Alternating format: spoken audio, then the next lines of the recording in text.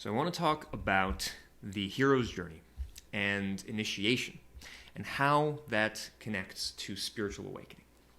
So the hero's journey, you've probably heard about it. This is Joseph Campbell's idea of, what all myths and stories from across the world have in common. It is this basic structure of a hero going out from home, encountering allies, guides, tribulations, trials, finding themselves in another world and having some kind of ordeal, a battle with a dragon or some kind of challenge. And then from there, being transformed, being reborn in a sense, coming to a new way of being and returning to the world that they left with a gift, with some kind of new way, either a literal gift in certain stories, the elixir of life, the magical powers or entities, or just their own new way of being as a leader, as a hero, as somebody that is bringing new life and new energy back into the place that they originally left, back there at home. So this hero's journey is actually at its most basic a form of initiation.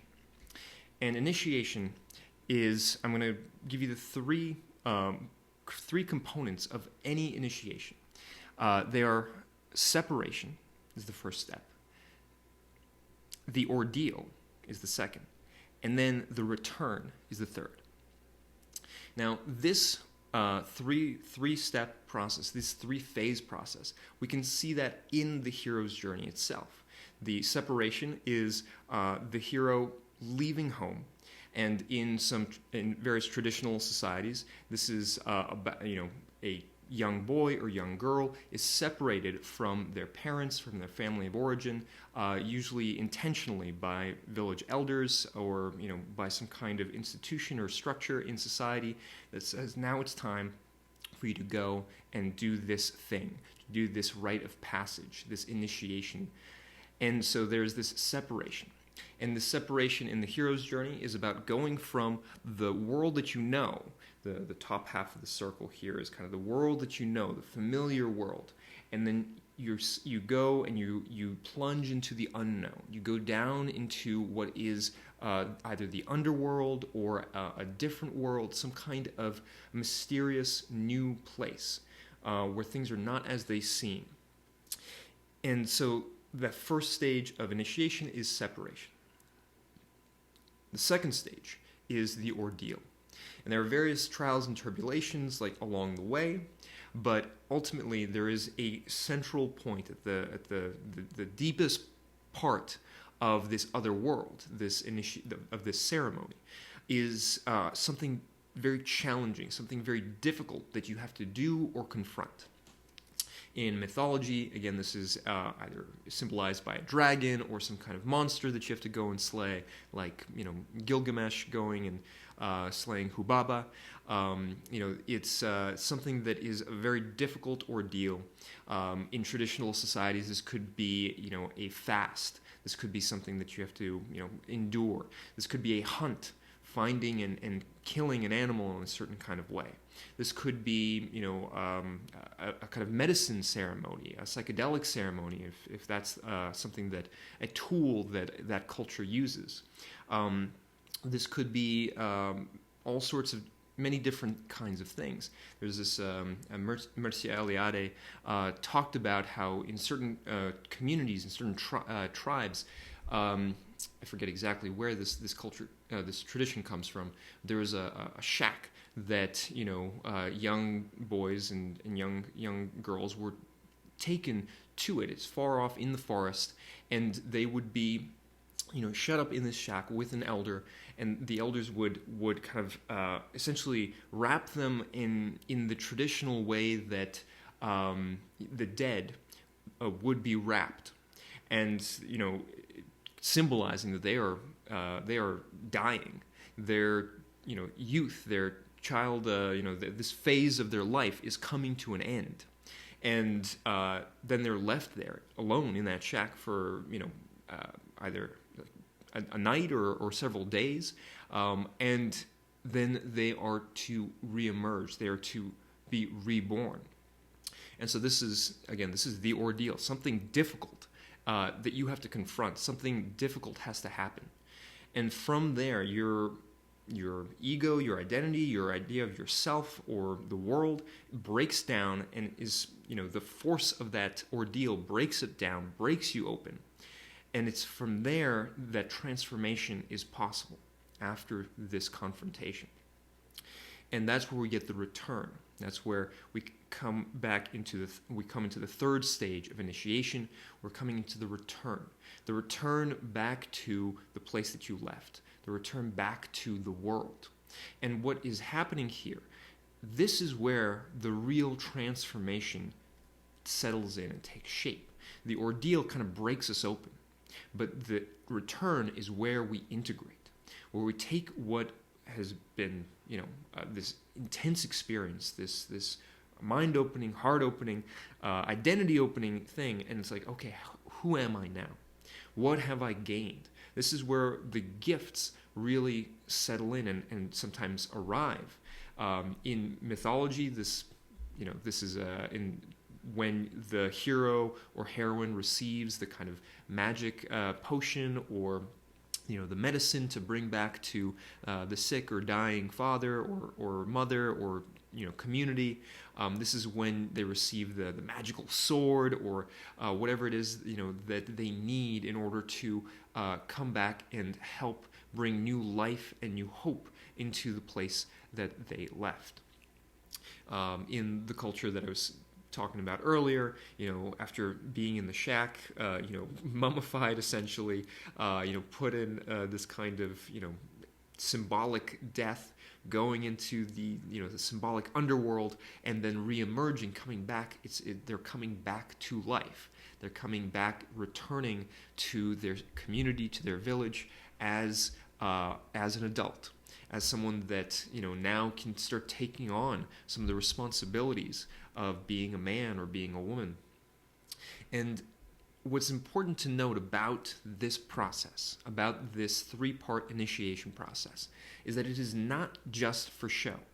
This is not just you do the motions and you kind of like, okay, went to the shack, I got wrapped up and I came back and, hey, everyone's clapping, everything is, I did what I had to do.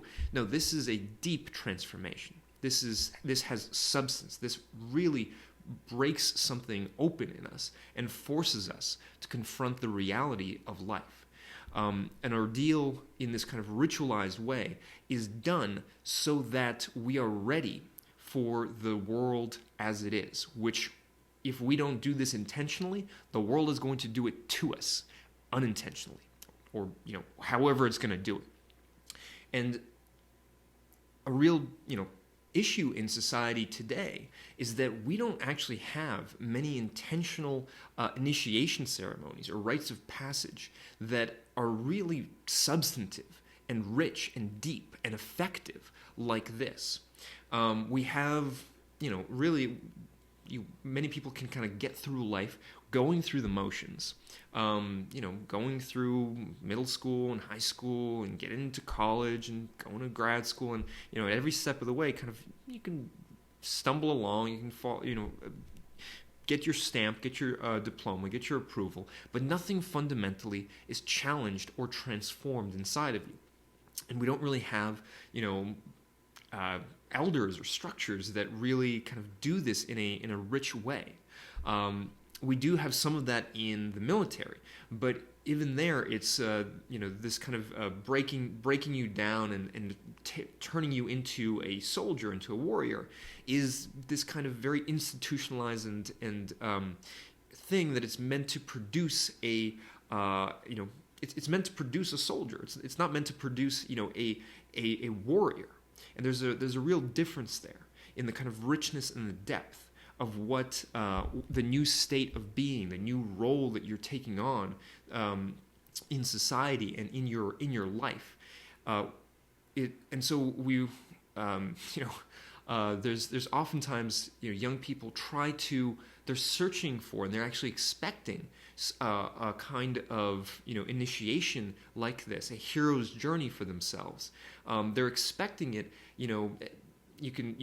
Some people might say there's a kind of a biological need for this, but at the very least there is a social and cultural need, because all of the stories that we tell, all of the hero stories that we tell of all the movies, all the books, all of the TV shows, they all kind of follow this same structure. And so we grow up expecting, okay, well, I'm going to go through this cycle too. And we look around and we find that nobody is there to take us on this. Nobody's there creating this for us intentionally. And so oftentimes young people will try and create this for themselves. They'll try and seek out an ordeal. They'll, do risky and dangerous things. They'll try and prove themselves. They'll try and create a rite of passage for themselves. In order to, because of the absence of this, they fill it up themselves. And sometimes they do this in a very, dangerous and self-destructive way. And without the wisdom and guidance of, either a cultural institution that does this well, or elders that do it well, and they can guide young people through it, we end up with, lots of different problems. You can point to kind of drug addiction or petty crime, as like, attempts in partially attempts, even joining like gangs or communities like that, where really it's you go through these hoops, this challenge, this difficulty, and then you find community, you find a tribe because you feel like that's missing from your life. You feel like you're alone in this really existential way. There's an example that I heard of this kind of ritual recently, and it was a professor at my university, my graduate program. When he was a kid, he lived in this community in Florida on the coast, and there was this island off the coast called Bimini, and the kids in this community, they would have this rite of passage that they created for themselves, where you would steal your father's or your uncle's boat, and you would go off on your own to get to Bimini. Now, the thing that, it sounds simple enough, but, the thing that made it an ordeal is that when you were going to this island, you actually couldn't see the island from the shore. And there was this point at which you go far out enough that you can't actually see the shore that you came from either. And, young kids, when they get to that point, they're looking ahead, they see nothing but ocean, look back, nothing but ocean all around, and they start to panic. They start to think, what if I navigated wrong? I didn't tell anyone I was going out here. I stole this boat, for Christ's sake. Nobody, if I die, nobody's going to know what happened to me. Nobody can come and save me. And most kids at this point would turn back, because this was the ordeal. This was the challenge. And most kids would turn back. It took, some of them, 3-4 attempts to really get past that period of uncertainty, of the unknown, to where you get to see the island, you get to see the place that you're going to. And really that period was only about 4 or 5 minutes that you couldn't see either shore. If they had stuck it out just a little bit longer through that uncertainty, been in that place of fear and sat with it, they could have gotten through and saw the island. That's, the successful ones, that's what ended up they ended up having to do that.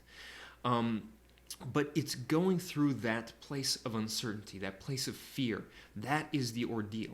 And coming back, the return from there, from Bimini, is, the return of the hero from the initiation. And what they're returning with, in this case, it could be a sense of pride, a sense of, I am now part of this community. I've passed through this challenge and this gate that so many other kids have passed through, and I am, I'm ready for the world in a sense. And this is what is so lacking in our society. One of the many things. Now, I've talked a lot about initiation, these three parts of separation, of ordeal, and return. We talked about how this is really how the hero's journey is one giant form of initiation. How does this relate to spiritual awakening? So we can use this format, this initiation format, as a vehicle, as a tool to help us to wake up. Now, traditionally, this initiation ceremony, this initiation form, it can be used for many different things. But in this case, we can also use it as a tool to help us wake up. And this is something that spiritual traditions, religious traditions, they have used this format of initiation for spiritual purposes and for spiritual growth for millennia. And if you think about it, any kind of fast is this kind of initiation. Any kind of pilgrimage especially to some place, is this kind of initiation. There are various kinds of rituals that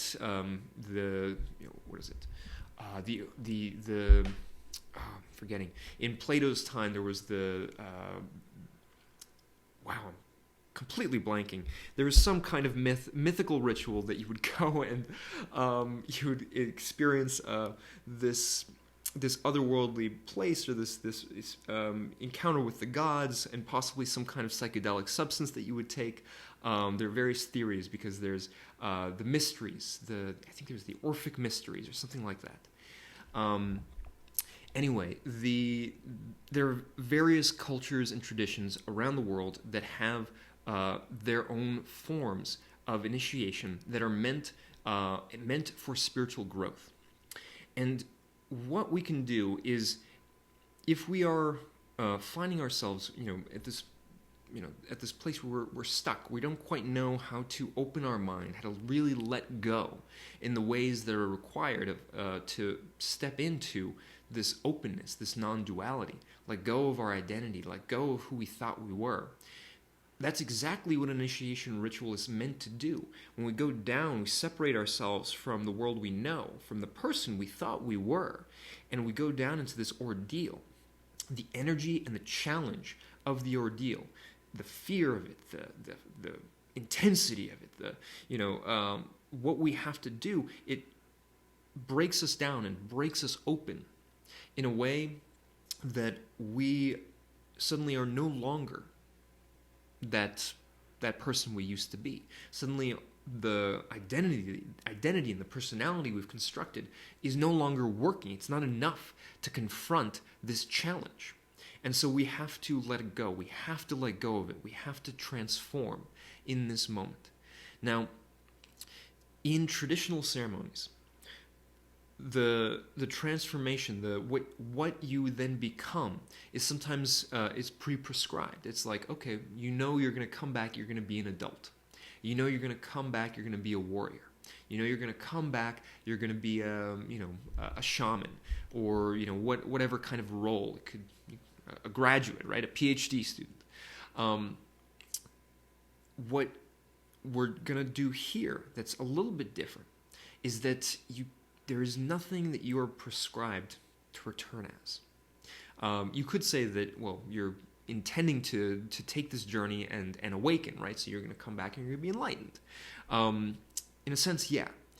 But what the key moment, the key transformation, the key opening here is letting go of everything that you thought you were, and then don't seize onto anything new. Not even the identity of an enlightened person, of the Buddha, of Jesus Christ, of whatever you want to name or point to. When your ego, when your mind, and when your ego structure opens, when you have that moment of holy shish kebab, wow, this openness, this new way of being that I've just discovered, stay open there. Don't close up. Don't constrict around suddenly a new identity. Now I've done this thing. Now I'm a hero. Now I have won this new way of being. The trick is to stay open. And this moment of openness, this moment of non-duality, is actually something that happens I would argue, fairly frequently. But we don't recognize or realize that it's happening. In I believe blanking on the name. I think it's in one tradition of Buddhism, Dzogchen, I believe that's it. One of the techniques that they use is to knock people off their chairs, or to make a loud noise all of a sudden. And in that moment, if it's really unexpected, if you're really caught off guard by it, there's a moment of total openness where you don't really know what's happened. You don't really know where you are or what's going on. And they say pay attention to that moment, because that moment is a moment of openness. It is a moment where you are open, ready to receive, totally alert, totally awake. Your body is activated, it is alert, it is awake, it is ready for what? It doesn't know. And then it's this moment in the bottom of this cycle of ordeal, in the bottom of this initiation ceremony, when you have that moment where you fall off the chair, when you are caught off guard, and suddenly you are faced with having to confront something that your ego, your personality has never had to confront before and cannot confront. That is the moment where you have to give up, let go, surrender. I can't do this. The person that I am cannot do this. You give up, you let go, you surrender. And what is left is the thing. And it's been there all along. In a sense, it will be there long after you're gone. Because in this moment, you are gone. In this moment, you are gone. And the trick is when this happens, when the palm is open, when the mind, the heart, your being is open, to keep it open. Not to close back up, to keep it open. And it's from there that you make your return. It's from there that you come back.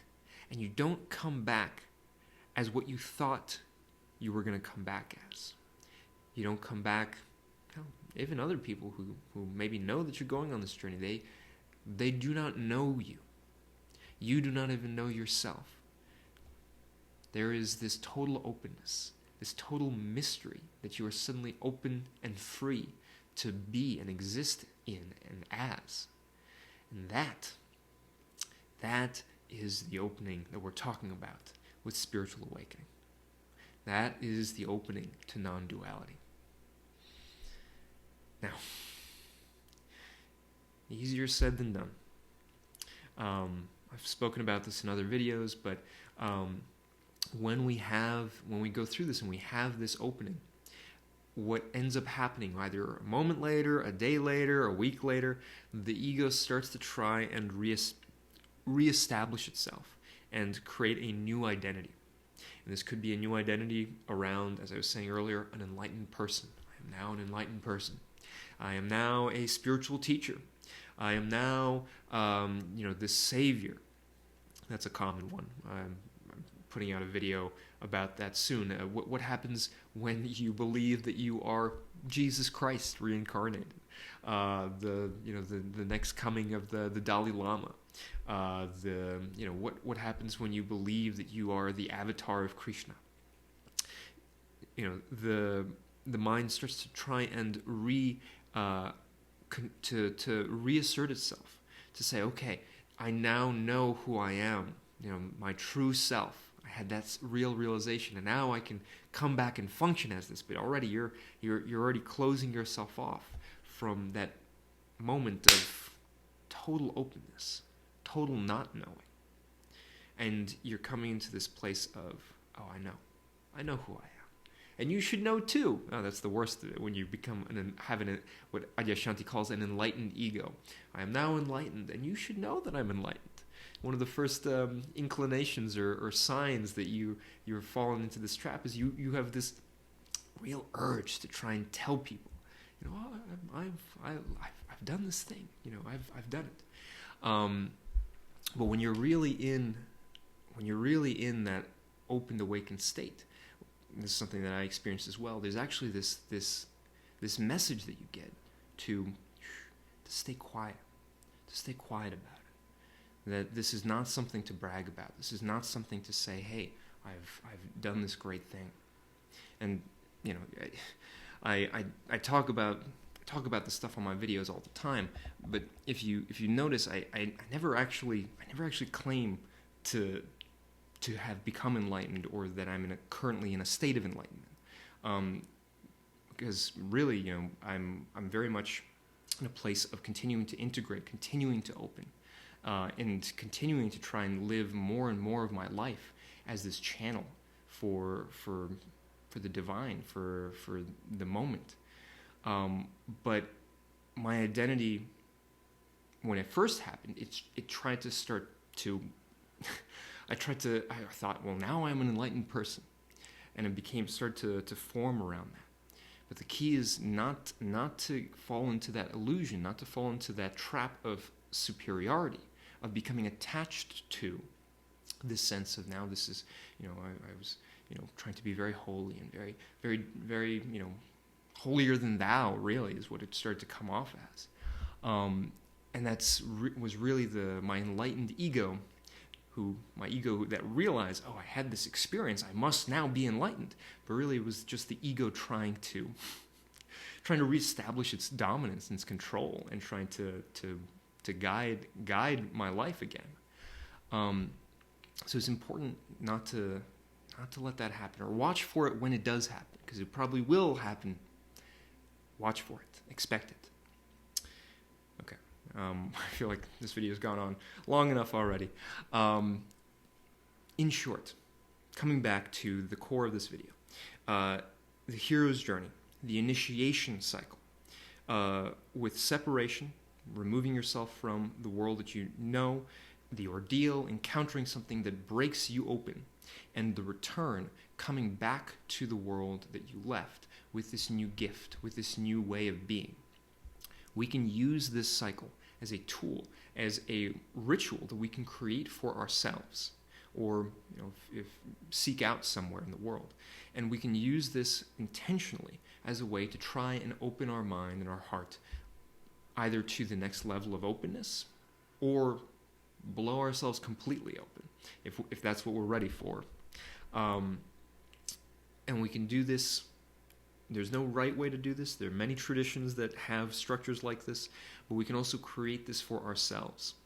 Some people that work with me, I use this structure and say, okay, choose for yourself an ordeal. Choose for yourself something that feels like an initiation, a rite of passage that you want to go through. And sometimes that is something that we create together, that I help create for them, and sometimes it's something they've been wanting to do for a long time. The Camino Santo in France and northern Spain. There's something that I did for myself was a fast in the high desert of California. That's something that was an integral part of my own awakening process, committing to doing a 4-day fast on a mountaintop by myself, with elders and guides that helped me to do it safely. But it was essentially that was the structure, that was the ordeal. So find something that either has been calling to you or that really is resonating with you, and see if you can create for yourself this kind of ordeal. Now, I really recommend that if it's something that's dangerous, something that is intense, do this safely. Do this with somebody that knows how to guide you through it, who has been through it before. You don't want to just throw yourself out into the world, and it's you. There's real risk with these ordeals, either real physical risk or real psychological risk. And that's actually an important part of any initiation, is that there are actual stakes. There are actual risks that you are taking on by going on this journey. So I highly recommend find someone who can guide you, find a community that you can do this in or with, or do this in a way that is safe. Do this in a way that you're coming back to a life that you can live, that you can actually survive. Because not everyone survives their ordeals, and I don't just mean this psychologically, egoically. There's the ego death, but there's also a very real chance of actual death. This is something that any traditional society that would do these kinds of initiations, they knew. The parents let their children go, that separation, they let their children go on these initiations, knowing there's a chance, a small chance, but a chance that they may not come back. And that's what gives this power, and that's what allows it to actually break us open. That confrontation with death, with the end, with the totality of existence and our existence on the line, that breaks us open. I hope you enjoyed this video. My name is Daniel Lev Shkolnik. If you want more guidance around this, if you're looking for somebody to help guide you through either life after an awakening experience or trying to open up to one, that's exactly the kind of work I do with people. So you can find my website and info down below in the description. If you want a free consult with me, that is something that I'm currently offering. It may not be something I offer forever, but it's currently something I'm doing. So I hope to hear from you, at least in the comments, if not in a consult. And I'll see you in the next video.